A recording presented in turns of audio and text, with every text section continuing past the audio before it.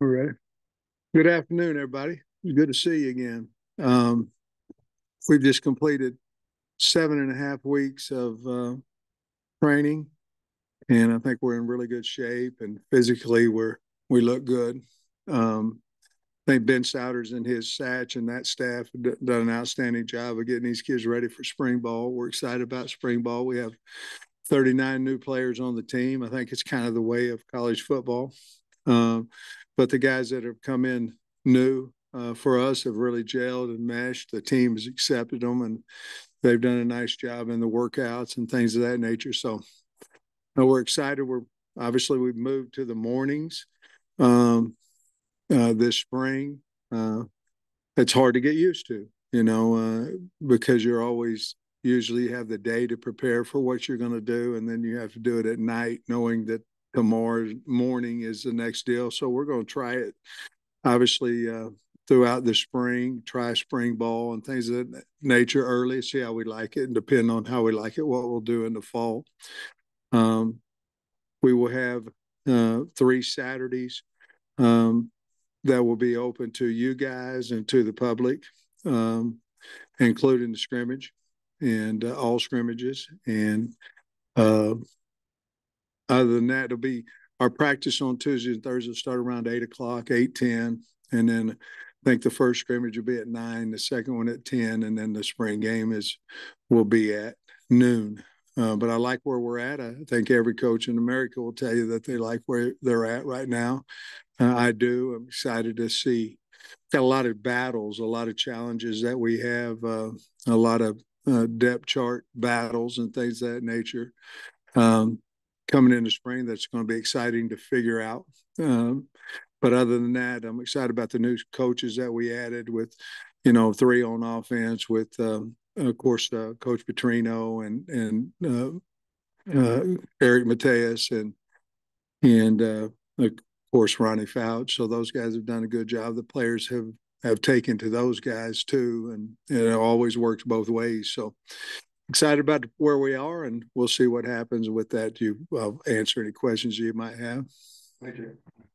As you mentioned, a lot of battles, but quarterback is obviously one that draws a lot of attention. You mentioned in a recent interview that you'd like to have it, I think, wrapped up in the spring. Yeah, Yeah. I think we can. I think, with some of the things that we're doing, 7-on-7, we'll be able to. It's going to be a lengthier period, more reps and things of that nature. We have to see who can throw and who can catch, for that matter. And then we need help, and we need work in the secondary, because we did bring in through 3 new guys in the secondary too. So we made that period's usually been 12 minutes. We went to 20, trying to make sure everybody gets the right amount of reps so we can get the evaluations on both the quarterback, the receivers, and the safeties and the corners.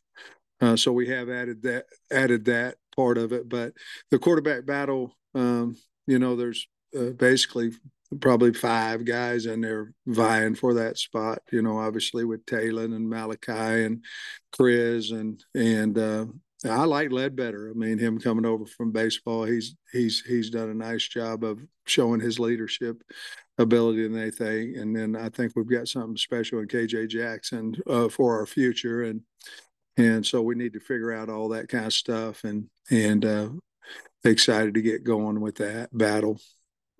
Personnel stuff. You got a few guys that were injured late. DeBinion and Has is obviously was out all season. Ty Washington, Chambly, I believe, left the team. Right. Just any updates on those guys, and anything you comment on Chambly also. Yeah, I think Maury Wiggins had cartilage trimmed, so I don't know that he'll be able to go Thursday, Friday. He may be back on Sunday, but that one there, Tyrus Washington will be able to catch some passes after spring break. He'll probably miss totally the first 5 days. But then we just got to make sure he doesn't go on the ground with that shoulder. But he's coming along. He's ahead of schedule with that shoulder. We need to be really smart with him this spring. Andrew Chambly just lost a love for the game and decided to start his professional, start his college as a regular student career. And can't think of anybody. Oh, Zuri Madison had a scooter accident and he tore his ACL. And that was maybe 2 or 3 days ago, maybe 4 days, maybe last week.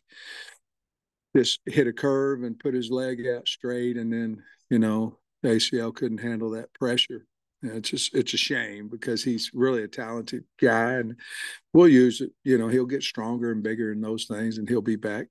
And as you know, an ACL injury takes a while, so he probably won't be back till either the end of this season, maybe get prepared, maybe in a bowl situation, or come back next spring.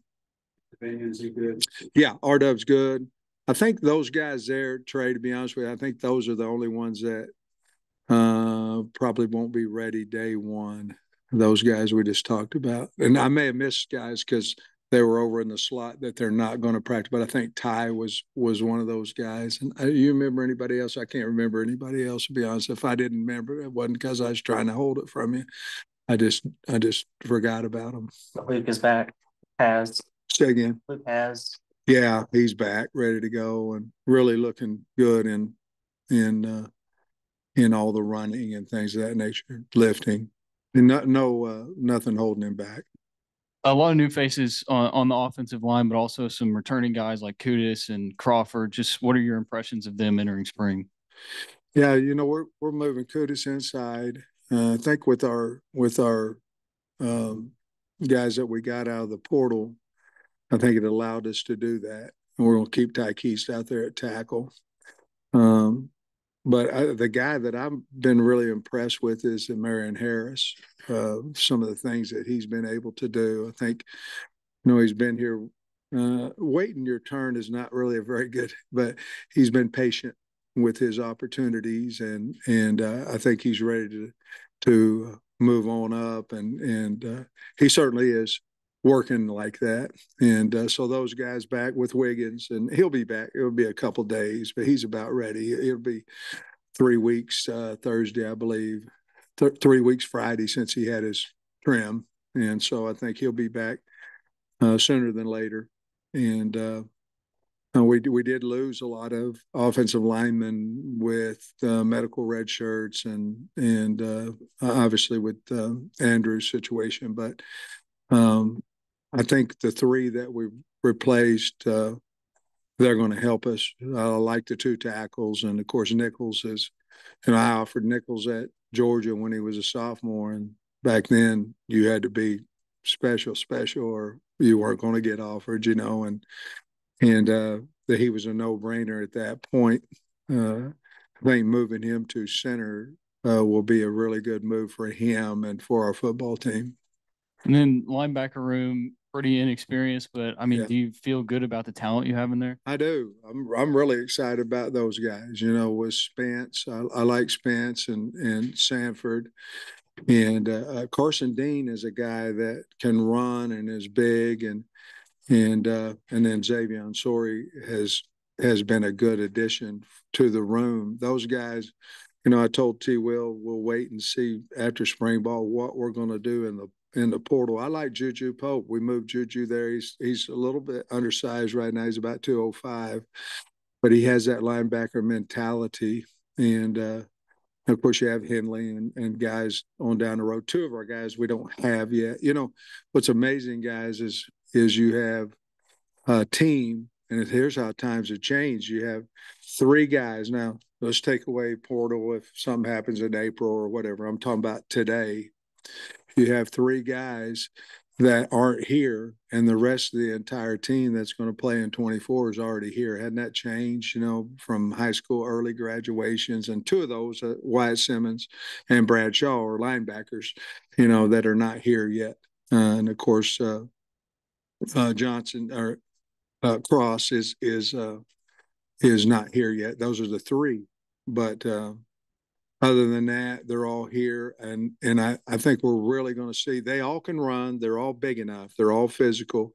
They just haven't had the opportunity to get out there yet, and so we'll find out what we have. I think we're going to find that we're pretty good there. young doesn't always mean you can't play. It just means you need experience. And so part of the thinking with opening up the practices is because we are going to have some young kids and the quarterbacks, especially besides Taylor, that haven't played in front of people. And hopefully it'll kill two birds with one stone. We invite the state in to watch the kids play, and then they'll play it in front of people, and it might help them, and we'll be able to find out a little bit more about them. That part of that went with the linebacker group as well. Hey, what's the logic behind going at 8? There's got to be like benefits that you see to do this. You worried about your alarm clock? Dude, I'm going to be up. I'm going to be ready.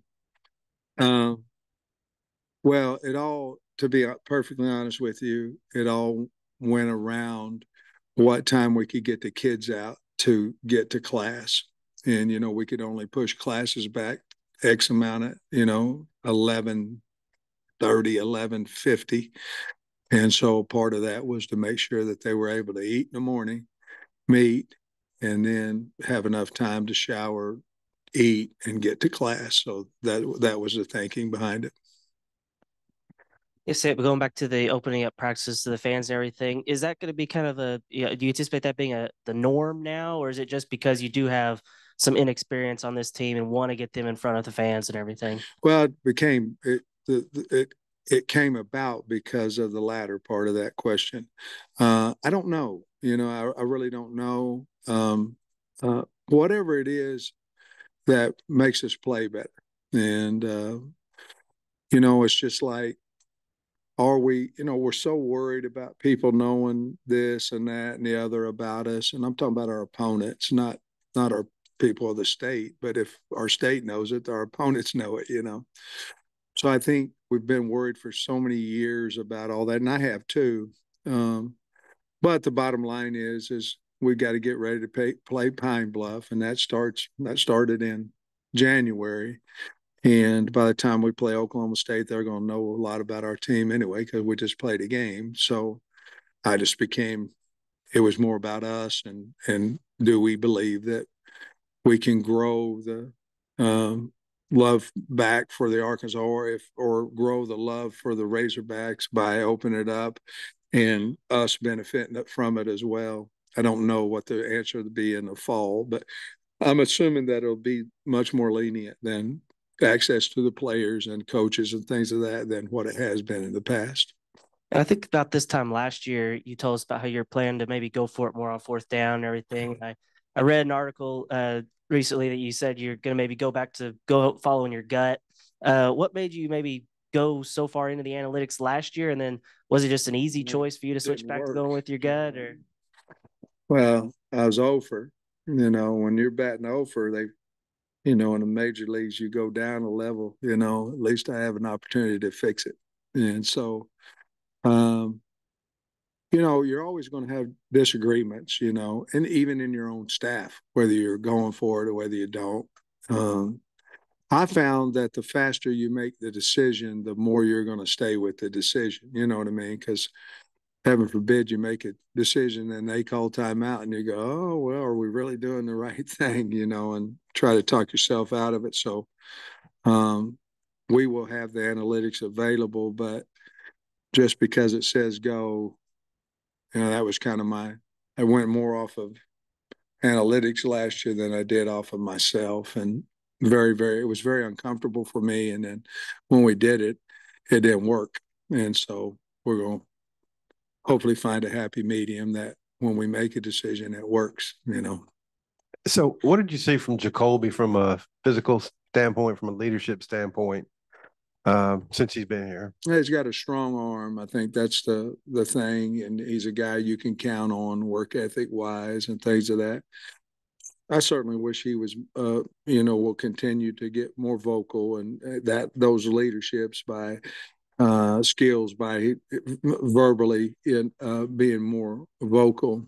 But he's got a strong arm and it'll be a battle there with those guys. And Taylor Green, same question. Taylor Green's outgoing. He's got a personality. says what he's thinking, but not too much, if you know what I mean. He's not got a lot of respect from him coming in here and from the team, obviously from the coaches, but his work ethic and things of that nature. I think he might have a little advantage on all the guys because he ran a team, and so it may come a little bit more natural right now for him than everybody else at this point. The decision for the early practices, though, you surely though had felt like there'd be a benefit to you and the staff by doing it, because I can't remember early practices here. So what is it from your standpoint that this will be a benefit to us? What went into the thinking? Well, we felt like we could get, and the beginning was we felt like we could get better tutoring, and we felt like we could have less guys with, in the evening, a lot of times you'll have 10, 12 guys leave the last 30 minutes of practice. We just thought our scheduling so we could have the entire team would be better, along with, we felt like we could get better during the day tutoring. And that's where it started from. Then I started talking about from different coaches on our staff that had been in the early morning. They all liked it. You get up and you go play ball. The kids liked it. I did it one time when I was at Tennessee for 1 year in 12. That's the only year I was there. But in 12, we did it. I liked it. I'm still having, Tom, a hard time wrapping my mind around fall. I feel like Mondays are so valuable to us that you're going to need Sunday, to wrap up the previous game, and then you're going to need at least 5 hours that night to work, and then you're going to need the other 5, 6 to get ready and continue the work towards a Monday practice. I don't know that we'll do it in the fall. I haven't been able to wrap my mind around losing a Monday practice, and I don't want to take Monday off and Sunday on. I don't think you can prepare your kids Sunday for a practice when you get home at 2 or 3 o'clock in the morning. So will I do it again? I don't know. I'm so damn old that I'm used to what I like, and I think we'll have a big discussion at the end of it. I don't really know for sure if we're going to like it or not, Tom. I have liked the offseason, the 7.5 weeks, but we haven't had spring ball with it yet. So maybe that'd be a good question after spring ball. Sam, we spoke to you after Landon announced, but I don't think we got your thoughts on it. Just like, how much of a boost has it been, him specifically coming back, and what does his presence mean for just the culture of the program, having that kind of experience? Yeah, he's a great kid, and I don't know that we were ever concerned, and that's not that way with everybody, but I don't know that we were ever concerned with him leaving and going in the portal. I think it was leaving and going to the NFL.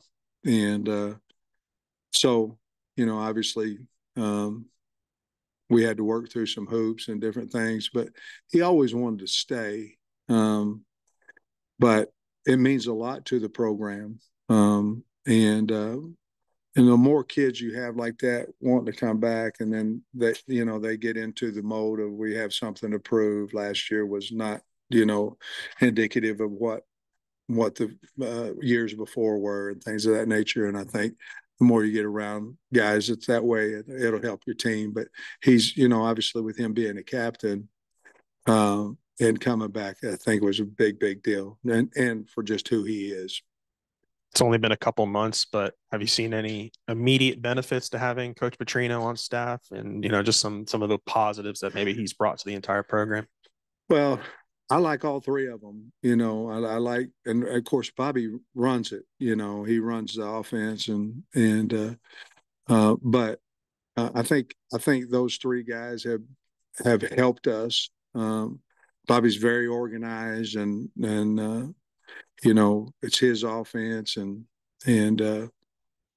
He's very comfortable with all the call. He went back because I think maybe when it was at A&M, some things, verbiage changed and all that kind of stuff. I said, oh, no, no, no, no. I wanted to come singing off your, out of your mouth what you do, and you just put it in like you want it in. And then, I'll figure out the verbiage of it.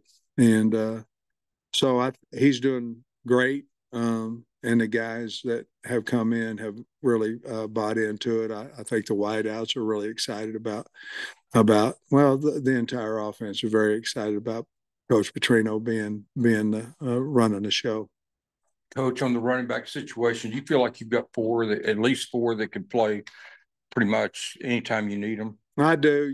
Another thing you're talking about spring ball, we're going to tackle to the ground now, and we will more than 2 or 3 times. And so we'll see about the running backs, but obviously R-Dub and Isaiah, had Jaquindon Jackson is a big physical guy. I'm going to tell you guys, I love Braylon Russell.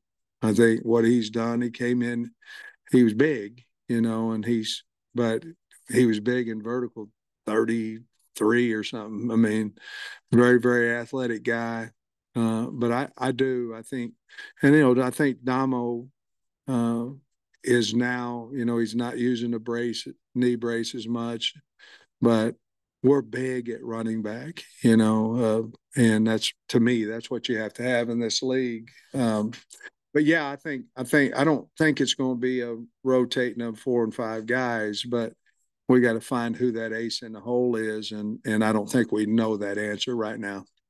Is Vito someone that is he just going to kick off, or is he going to be someone that challenges Shipley for the place kick in? He'll be able to challenge. He's got an incredible leg. That's just like Scott we were going over kickoff. I said, well, hell, if Vito's a kickoff guy, you can put me out there. They ain't going to return it. It's going to go up in the seats, but he's got to earn that. I like Matthews. I like Shipley a lot. Obviously transferred in from Hawaii.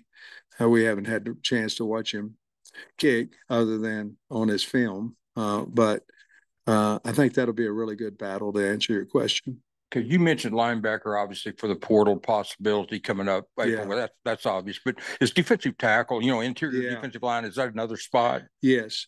I think we're 4 that I like a lot, and there can be more, but 4 of them have played a lot of ball in there for us. Gaffard not quite as much, but he was on our goal line package, things of that nature last year. But sheer number wise, we're going to have some more guys there. Same thing at linebacker, for sure. And I'd like to get another center if I could offensively, and see where we're at after spring ball. You've been open in the past about wanting some changes to the recruiting calendar. How do you feel about the proposal of adding the June period and then maybe moving the December one? Well, I don't think it's going to hit everybody's going to like everything about, if you're in the playoffs, you may like this, you may not like that. But I will say this, I've always thought if a young man, and I think it'll help the portal and the NIL, to be perfectly honest with you. I think if a young man comes in June and he wants to go to University of Arkansas and he has an opportunity in June to do that, then guys are being recruited when they're in 9th and 8th and grade, and so it's not like it's going to be their first time on a campus. And so the problem is, we moved it used to be February, and we moved it to December. Now we're moving it to June potentially. And how far, the biggest question for me is how is it going to affect the high school? Are they going to sign and then go, well, I've reached my goal, and I'm not going to play my senior year for the high school? That was the biggest question for me, because it's happened in the past. And as you well know, if it happens once and it can go again, it's just like bowl opt-outs now. It happened one time, and then now half your team's not playing anymore. So that would be the biggest concern that I would have about the early. But I think it will help you it's going to help you in management of your roster. Because, right now, with April coming and the portal open up again, one of those portal thing's got to stop. I mean, to me, it's once, but from what I understand, it probably never go back to one time. But I do think it'll help you manage your roster, and to me, it will take some of the bad blood out of recruiting late. Coach, when you're going back to your wide receiver room and what you like there, developing that room, continuing to build that talent while also, as you have a QB battle, working on that chemistry with these quarterbacks, how are you balancing that this fall? Yeah, that was the thought of 7-on-7, so we could see, make sure, because we got to figure out whether we're going to stay where we're at or go in the portal for some depth at wide receiver as well. We haven't seen Jordan Anthony hardly at all. I saw him over there running a 60. He's really fast, but that was the only portal guy that we brought in. And CJ Brown was, by the way, doing fantastic. He's really got a solid future. But the rest of them are all back. You look at Desmond James, who was a state 100-meter champion in North Carolina, 6'2", big, physical guy that can run, but he didn't get on the field last year. It's his time. He's got to do that. He's got to get up in my opinion, into the top 6. You look at Isaiah Sategna. That's a guy that's very, very talented, but early, for whatever reason, we haven't seen that at wide receiver. We've seen it in special teams and things of that nature. So there's some guys like that. Davion Dozier is another one. We kind of know about Andrew, and I tell you who's looked really good is Broden. It looked really good. And so that may have been just 6 months. He got hurt, last year early and missed some time, but with Tesla and Jaden Wilson and those guys, we got to find who's either 4, 5, 6, 3, 4, 5, 6. We've got to find that out. I think we have really talented guys on the team. We just got to give them enough reps to figure it out. And I ask you about Jordan Anthony too. What's his schedule going to look like with you guys and still doing track? When we had walkthroughs and we had meetings, he's coming to us. Everything else, including his strength training, speed training, was done through track. So basically, he was doing most of his work, his physical work with track. As soon as, I think it's this weekend, correct? Or the national championship. As soon as he gets done there, when they get back, then he's a football player. And then after football, he goes back out to track. The only thing is the training part of it, the physicality, the weight room and stuff, we're going to keep him with the speed training and that over with track. But other than that, as soon as spring, we're not going to tackle him to the ground. I mean, Bucky said he's going to score a lot of points and all that kind of stuff. But I was going to say, you probably didn't have very many offensive linemen who were also on the track team, but having a guy like this, what's it like having a balance with 2 different sports and an athlete? Yeah, Bucky's great. So it's easy, I believe Sategna will go out for track as soon as spring ball's over with too. He's a little different shape because he's not, we'll give them the track as long as they can score points. If they can't score points, and I don't know where he's at with that, we'll find out more in the outdoors, in the outdoor meets. But with Bucky and Case and those guys, it's been real easy to manage, and we feel like Jordan will be ready for us, and obviously Bucky and them feel like that. And the only thing is, I'm afraid if we tackle him to the ground, we're gonna stay up on him. He'll be considered like a quarterback, at practice. You've been pretty outspoken about NIL. This latest court ruling that blocks the NCAA from enforcing its rule. Right now, there's just no rule to stop schools from getting into a bidding war over high school guys. Have you thought about how you're going to deal with that? Well, I think it's a great question, but to be perfectly honest with you, Mike, we've been dealing with it for a year and a half, to be perfectly honest with you. With it being open season, I think it makes it maybe easier, to be honest with you. that's what it is, especially nowadays. You give kids unlimited visits, and if they go to this one and this is what they're going to pay, and the next one, you're not going to get him because you know what he's going to pay. So what are you going to do? You're going to pay more. Next one's going to pay more. And kids are smart too, and so we've been dealing with that for a while. Do you think, though, there are still kids out there that money's not the total bottom line? Just because I might get a few more dollars here, if I want to go to that school, I'll still go to this school I want to go to. I do. I really do. And, our whole staff met with a guy, and in that conversation, I was talking about what we're talking about. And one of them was, Bobby had said, maybe with the Arkansas kid going to Arkansas, he wants to play for the Hogs.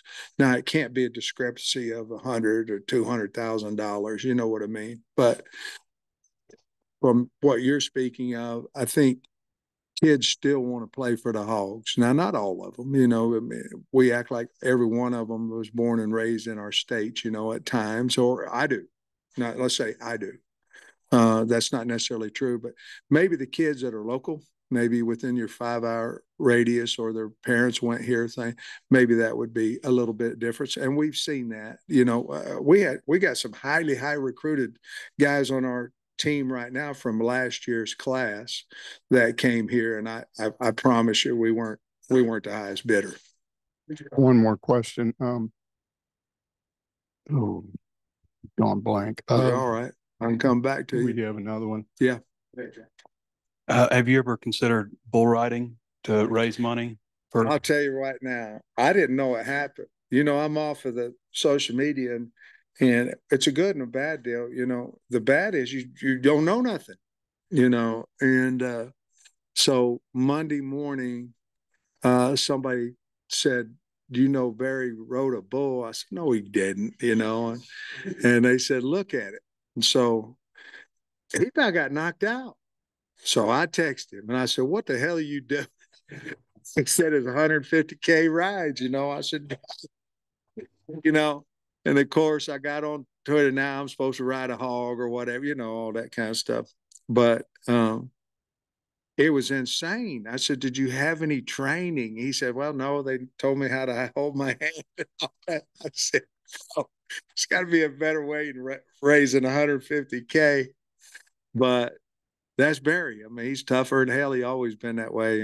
And I'm just glad that he didn't get hurt. I don't know if this is accurate or not, but I read on the internet that next month there's going to be a vote on whether or not to allow in-helmet communication.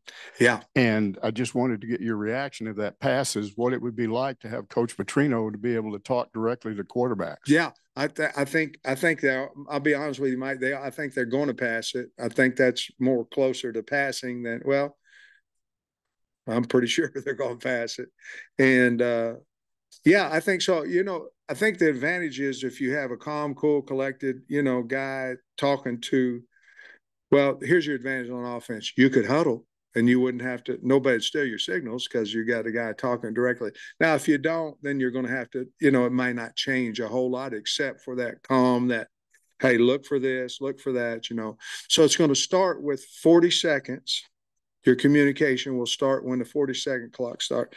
And then at 15 or whatever becomes, like if you snap the ball at 20, then it goes off. But at 15, it goes off. It's basically what they're doing in the National Football League. You'll get one there and you'll get one on defense too. There'll be a little, I think it's a green light on the helmet of the guy that has it on. But it's going to pass, along with tablets on the sideline and, things of that nature. High school's been doing it for a long time, and live video on the sideline, that'll pass as well, I believe. And I think it's a good thing. To be honest with you, we talked about, why don't you just put everybody in one, and then there was something about liability, insurance liability, and things of that nature. But you want to stop anybody stealing signals and things like that, you just put everybody in one, and they're hearing one voice and things of that nature. Before we'd ever heard Arkansas Edge, you said you were real excited about the changes with NIL and stuff. You pleased with the transition from one Arkansas to Arkansas Edge? Yes.